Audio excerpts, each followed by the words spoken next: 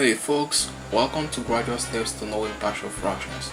My name is Nwebimifine Patrick from nicedigitalschool.com, and today is this lecture where I'm going to be discussing partial fractions. And as we progress in this course, we will be able to disintegrate an algebraic fraction into its partial fractions, know the rules of partial fractions, factorize the denominator of an algebraic fraction into its prime factors. Okay viewers, now you ready? Let's dive into the course right away. When a proper rational expression is decomposed into a sum of two or more rational expressions, it is called partial fraction. Just as the name implies, partial fraction meaning fractional parts of a complex fraction. And when we say decompose, we mean splitting out a summable simpler fraction from a more complex fraction. Partial fractions are used in calculus and in finding the inverse Laplace transform. In partial fractions, the degree of the numerator is less than the degree of the denominator. That is, a raised to the power y all over b raised to the power z, and y is less than z, or z is greater than y. For examples, 1 over x minus 2 minus 3 over x minus 3, 2 over x minus 3 minus 4 over x minus 1. All these are examples of partial fractions. Now, to simplify an arithmetic expression consisting of a number of fractions, what we normally do is converting the individual fractions to a new form, leaving a common denominator, which is the LCM of the individual denominator. These are what we normally do in simplifying just an arithmetic co-fraction. For instance, 1 over 3 plus 2 over 5 minus 2 over 3. What we do is we find the LCM of 3, 5 and 3, which is 15. Then we divide the LCM by the individual denominators, then multiply whatever we get with the numerator, and then repeat the process and sum up the numerator to get your answer. So for instance, this we have the LCM is 15, then 15 divided by 3 we have 5 times 1, 5. Then 15 divided by 5 we have 3 times 2 we have 6. Then 15 divided by 3 we have 5 times minus 2 we have minus 10. That is, we now sum up the numerator to have 11 minus 10 all over 15, which is 1 over 15. Similarly, 1 over x minus 2 minus 3 over x minus 3. The LCM of the fraction is x minus 2 and x minus 3. Just as we did in the previous work, x minus 2 cancels out 8 minus 2 to get x minus 3 multiplied by 1, which is x minus 3. Then x minus 3 cancels out x minus 3 to have x minus 2 multiplied by minus 3 to have minus 3 bracket x minus 2. Then we sum up to get 3 minus 2x all over x minus 2 and x minus 3. In practice, this reverse process is often needed. Alright, now let's consider this case. 10 minus 2x all over x raised to the power 2 minus 4x plus 3.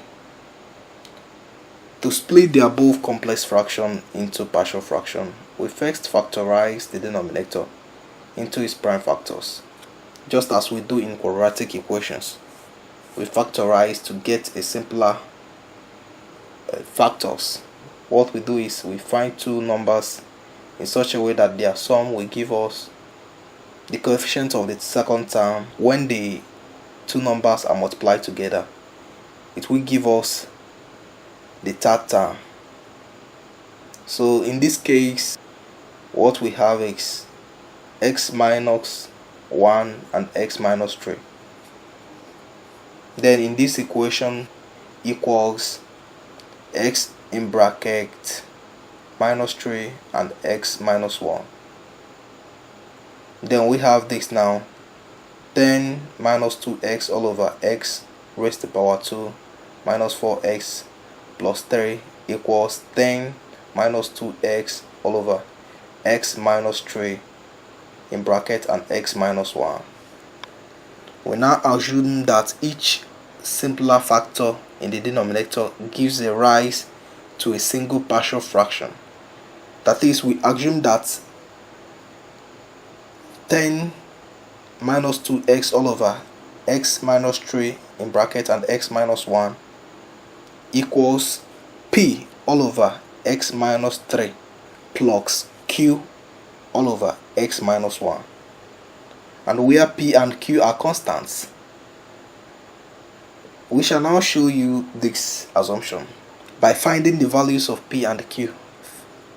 And what we do is we first add the two partial fractions on the right hand side to get, that is, p all over x minus 3 plus q all over x minus 1. Now to sum this up, we do it the normal way. We use x minus 3 and x minus 1 as our LCM. Then we divide the LCM by the denominators and we multiply whatever we get with the numerator and we sum up. And the thing is an identity. Identity means that the right hand side is just an alternative way of writing the left hand side. In other words, if you multiply both sides by the quadratic equation, x raised to the power 2 plus 4x plus 3, we will still arrive at the same juncture. So what we have to do now is to choose a term to eliminate p or q. And in this equation, what we will use to eliminate p, since the next term to the value of x is minus 1, we have to choose 1. Thus we equate x equals 1. Then we have 10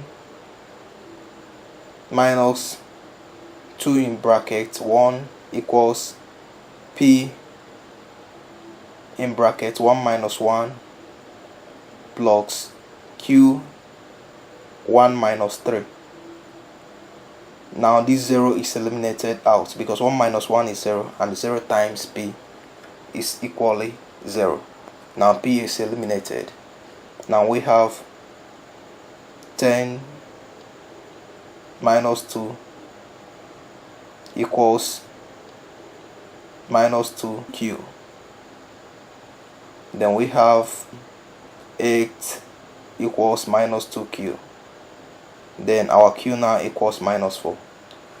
Just in the same way, we can equally eliminate q by letting x equals 3, since minus 3 is what we have in the equation. Now we have 10x minus 2 equals p bracket x minus 1 plus q in bracket x minus 3. Now if we do what we've already stated, you will just find out that q is already eliminated. 3 minus 3 is 0 and 0 times q is 0.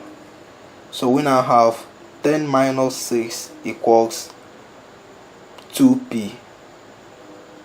Now we have 4 equals 2p, which makes p now equals 2. The equation now becomes this, while the expression on our right hand side is the partial fraction and the one on our left hand side is the algebraic fraction. I will leave you to do the checks. You can do the check by summing up the expression on our right hand side, which is the partial fraction, to see if you would actually get to the algebraic fraction here in our left hand side. Then in summary, to work out partial fraction split out of a rational algebraic expression, it is necessary for the degree of the numerator to be less than the degree of the denominator. In such an expression whose denominator can be expressed as a product of a simple prime factors, each of the form is px plus q. Then A, write the rational expression with the denominator given as a product of its prime factors. B, each factor then gives rise to a partial fraction of the form p over px plus q, where p is a constant whose value is to be determined. C, add the partial fractions together to form a single algebraic fraction whose numerator contains unknown constants and whose denominator is identical to that of the original expression. D, equate the numerator so obtained with the numerator of the original fraction. E, by substituting approximate values of x in the equation, determine the value of the unknown constants. Now, the summary will help you to revisit all we've done. In the next volume of the course, we will look into solving algebraic fractions with the degree of the numerator greater than the degree of the denominator. Then we will also look into solving algebraic fractions that have denominators with repeated and quadratic factors. Now, if you guys have any questions, don't hesitate to send me a message on my email webenpatrick@gmail.com or contact me with Facebook address www.facebook.com/webenpatrick. Once again, my name is Patrick. Bye guys.